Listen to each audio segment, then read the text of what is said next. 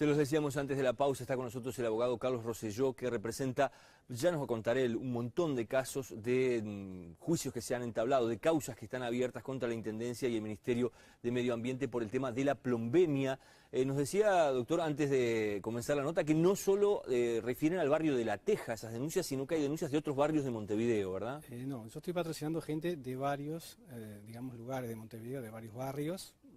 Hay de La Teja también, pero patrocino a personas que viven en Avenida Italia y Comercio, por ejemplo, en La Blanqueada, y aún en Canelones. Hablamos de casos de plombemia que comenzó el país a hablar y fueron bastante difundidos, cobraron luz pública en el 2000-2001, ¿verdad? Exactamente, fue ahí más o menos donde el tema eclosiona, se difunde, y a partir de ahí, bueno, hemos comenzado, digamos, a interiorizarnos del problema, las consecuencias que deja, las secuelas que deja básicamente, y básicamente, digo, lo que apareja para los niños que son contaminados con esta sustancia. ¿Usted representa cuántos casos de niños y cuántos de mayores? Las personas que yo estoy representando o patrocinando en juicio son alrededor de 400, de los cuales 260, 270 son niños y el resto son los padres que comparecen en representación de los mismos en ejercicio de la patria potestad. ¿Cómo se contaminan esas personas con plomo? Mire, hay varias vías. Una es el terreno, que eventualmente puede haber sido rellenado con residuos de fundiciones. En algún momento también incidía la vía aérea, las naftas que se producían con plomo.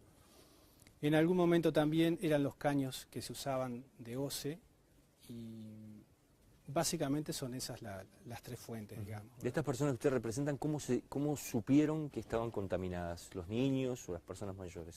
Y básicamente fue porque empezaron una que se difunde el problema, empiezan a hacer masivos test de sangre y ahí empiezan a arrojar resultados de contaminación. Entonces, lo que sucede a continuación es que los padres, obviamente enfrentados a una situación novedosa en el país que no se conocía de semejantes proporciones, comienzan a ser atendidos por salud pública, despliega una gran cantidad de equipo médico y profesionales y bueno, se empiezan a hacer test masivos de sangre y ahí es donde se tiene la real dimensión del problema. Por lo general estamos hablando de gente pobre, muy pobre, ¿verdad? Extremadamente pobre, al punto que yo las demandas en forma previa a promoverlas debo iniciarles un proceso que se llama de auxiliatoria de pobreza, a fin de que sean exonerados de pagar los tributos del juicio y eventualmente los gastos que puedan aparejar.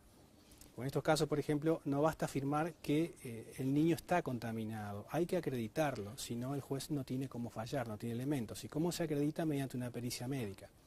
Y si usted suma, por ejemplo, los gastos que puede representar la tributación en un juicio más los gastos de una pericia médica, obviamente exceden largamente las posibilidades de estas familias, ¿verdad? ¿Por qué usted entabla el juicio contra la Intendencia y contra el Ministerio de Medio Ambiente? Porque son los dos organismos estatales que tienen competencia en materia ambiental. Nosotros partimos de la base, y no ha sido nunca controvertido por estos organismos, de que se trata de un ilícito ambiental. Y en tales términos nosotros lo promovemos contra esos organismos. ¿Cuánto se le reclama? ¿Cuánto es el dinero, los montos que se manejan? Yo le explico. Estos niños, según yo puedo probar, y ya hemos dado muestras de ello en un proceso que siguió de precedente a todos estos, que estos niños quedan con discapacidades de diverso orden y de diversas gravedades, ¿no? Así como hay casos realmente muy complejos, muy delicados, hay otros que no lo son tanto y otros que de repente lo son menos.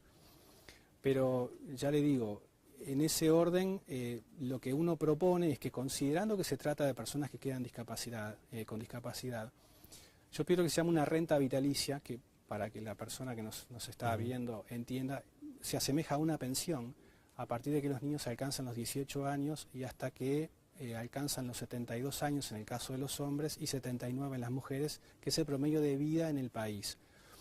Eso responde a que estos niños quedan con un hándicap para enfrentar la vida, disminuidos, sea intelectualmente, que es básicamente donde el plomo mayormente incide, o de repente con problemas óseos.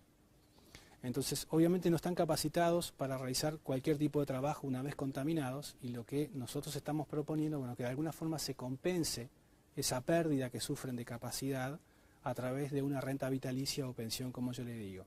Y además nuestro derecho consagra la posibilidad de ser indemnizado por lo que se llama el daño moral, que son todos los padecimientos espirituales que trae aparejado para el núcleo familiar saber que los hijos de uno están contaminados y enfrentan problemas tremendamente serios de futuro.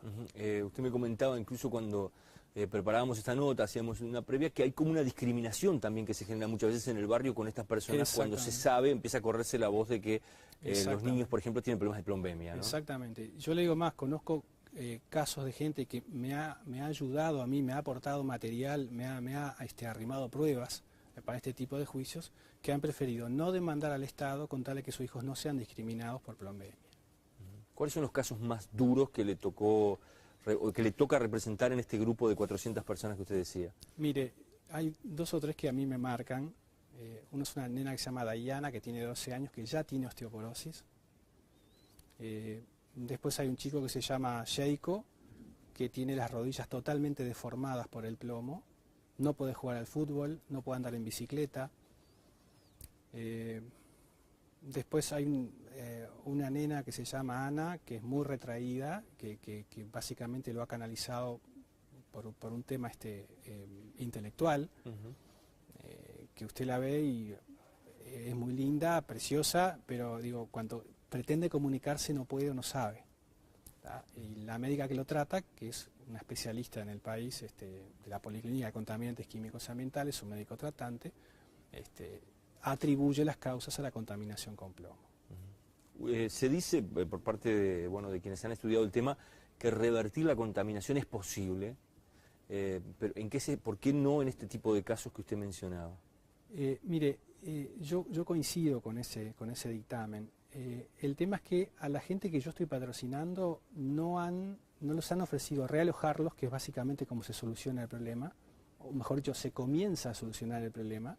Esas personas siguen viviendo en el mismo lugar donde se contaminaron. Exactamente, porque gente muy humilde y de repente, si han salido planes de realojo, no han abarcado de repente a toda la población de esos lugares, o de repente algunos directamente no se han tenido confianza como para pagar la cuota que se exige para acceder a una vivienda lejos del lugar donde viven actualmente. ¿Me entiende? Porque básicamente hay mucha gente que son hurgadores o que viven de la reventa de cosas usadas. En fin, es gente extremadamente humilde, muy humilde. Usted ganó un juicio que se comenzó en el 2002, ¿verdad? Ya por un caso de plombemia. Exactamente, fue el caso, digamos, precedente, no había antecedentes en el país. Empezamos en el 2002 y terminamos en el 2010. 8 años de juicio. Sí. ¿Cómo fue el resultado del juicio? Ese juicio se ganó en 3 instancias, en primera instancia, en segunda instancia y en casación. Y fue un poco el que abrió la puerta para estos otros reclamos. ¿A quién se le ganó ese juicio? A la Intendencia de Montevideo y al Ministerio de Vivienda. ¿Por cuánto dinero fue? Mire, ese caso no fue uno de los que podemos denominar como típico. Fue más o menos alrededor de unos $10.000, digo en números redondos, porque si bien al principio salió una condena muy baja de 60.000 pesos, como había pasado tanto tiempo, por determinación de los reajustes económicos y los intereses, se terminó más o menos una cifra que ronda eso. ¿Y cuál era el perfil de su defendido en este caso? También un chico contaminado con plomo que llegó a tener 45 microgramos por decilitro de sangre y finalmente, luego de realizar la pericia, no se pudo constatar un daño o una secuela permanente, no obstante lo cual la justicia entendió que había que indemnizarlo a él y a la familia con daño moral. Por eso tal vez el monto no fue tan relevante. ¿De qué barrio era ese chico? De La Teja. De La Teja. Doctor, gracias por habernos acompañado en esta noche. Gracias a usted. Nosotros nos vamos a una pausa, luego venimos ya con Doble Vía, nuestra columna sobre tránsito aquí en Uruguay. Ya regresamos.